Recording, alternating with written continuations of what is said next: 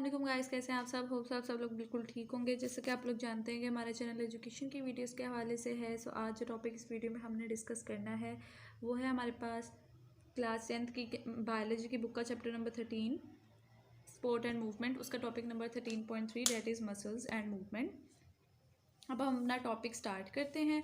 अगर आप लोगों ने अभी तक हमारे चैनल को सब्सक्राइब नहीं किया तो जल्दी से कर लें। We know that when bones move at joints, हम जानते हैं कि जब जो बोन्स हैं वो जॉइंट्स पर मूव करती हैं, दे प्रोड्यूस मूवमेंट, तो उससे मूवमेंट प्रोड्यूस होती है। The movement in bones are brought by the contraction of the skeletal muscles. जो मूवमेंट होती है ना बोन्स की, वो बेसिकली कॉन्ट्रैक्शन की वजह से होती है जो कि स्केलेटल मसल्स की होती है।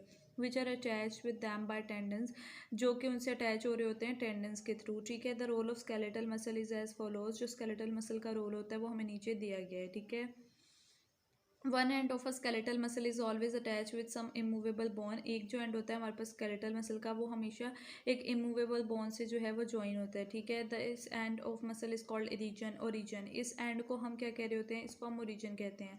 On the other end of the muscle is attach with the movable bone and is called इंजर्शन। जो दूसरा एंड होता है मसल का वो मूवेबल बोन से अटैच होता है, जिससे हम कहते हैं insertion. When a muscle is stimulated by a nerve impulse, जब एक मसल को नर्व इम्पल्स के थ्रू हम स्टिमुलेट करते हैं, it contracts to become shorter, तो वो कॉन्ट्रैक्ट हो जाता है ताकि वो शॉर्टर हो जाए एंड थिकर, और थिकर हो जाए ड्यू टू दिस कॉन्ट्रैक्शन। इस कॉन्ट्रैक्शन की वजह से it pulls the movable bone at insertion, तो वो मूवेबल बोन को जो है इस कॉन्ट्रैक्शन की वजह से वो इस मूवेबल बोन को इंजर्शन पे जो है वो पुल करता है। साथ में हमारे पास जो इंपॉर्टेंट नोट है कि it is important to remember that muscles can only pull or contract not push, कि मसल्स सिर्फ पुल हो सकते हैं और कॉन्ट्रैक्ट हो सकते हैं, ये पुश नहीं हो सकते।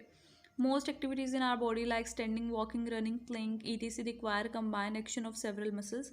बहुत सी एक्टिविटीज़ जो हमारी बॉडी में हो रही होती हैं, जो हमारी बॉडी परफॉर्म कर रही होती है, बेसिकली उसमें कम्बिनेशन एक्शंस होते हैं काफ़ी मसल्स के, एक ही मसल पर डिपेंड नहीं करती।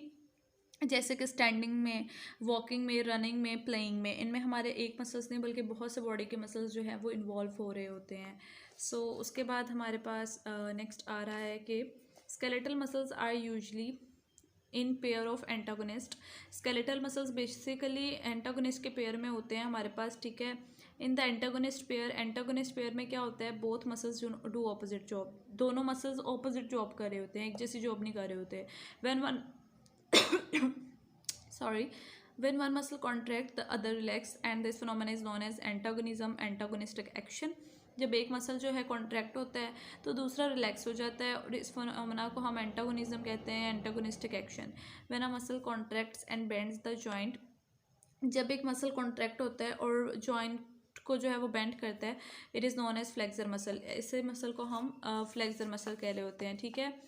Flexor muscle and the movement is called flexion, और इस मूवमेंट को हम बेसिकली फ्लेक्शन कहते हैं। ठीक है। इस तरह के मूवमेंट को उसके बाद है हमारे पास व्हेन द मसल्स कॉन्ट्रैक्ट, जब एक मसल कॉन्ट्रैक्ट होता है एंड स्ट्रेटन्स द जॉइंट, और जॉइंट को स्ट्रेट करता है, this is known as extensor muscle, इसे हम एक्सटेंसर मसल कहते हैं।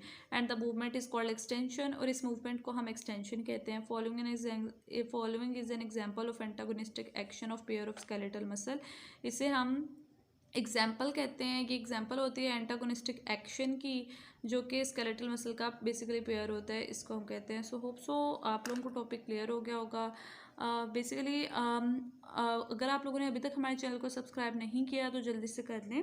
आज के इस टॉपिक में हमने पढ़ा कि किस तरह से मसल्स और मूवमेंट हमारी बॉडी में टेक प्लेस हो रही होती है, और डिफरेंट चीज़ों का कैसे डिफरेंट रोल होता है। होप सो आप लोगों को टॉपिक क्लियर हो गया होगा। अपना बहुत ज़्यादा ख्याल रखें। अल्लाह हाफिज़।